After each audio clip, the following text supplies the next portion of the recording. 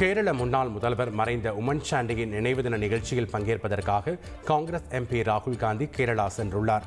முன்னதாக கொச்சி விமான நிலையத்தில் வந்திறங்கிய ராகுல் காந்தியை காங்கிரஸ் கட்சியினர் வரவேற்றனர்.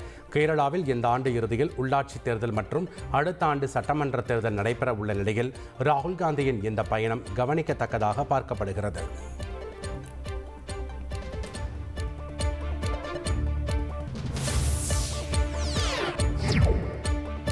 நாட்டின் தற்போதைய அரசியல் சூழ்நிலை குறித்து விவாதிக்க இந்தியா கூட்டணி தலைவர்கள் கூட்டம் நாளை ஆன்லைனில் நடைபெற உள்ளது. நாளை மாலை 7 மணிக்கு ஆன்லைன் மூலம் கூட்டம் நடைபெற உள்ளதை காங்கிரஸ் பொதுச் செயலாளரும் மக்களவை உறுப்பினருமான KC வேணுகோபால் தமது ட்விட்டர் பதிவில் உறுதிப்படுத்தியுள்ளார். நாடாளுமன்ற மழைக்கால கூட்டத்தொடருக்கு முன்னதாக நடைபெறும் இந்த கூட்டம் முக்கிய அரசியல் தீர்மானங்களுக்கு வழிவகுக்கும் என எதிர்பார்க்கப்படுகிறது.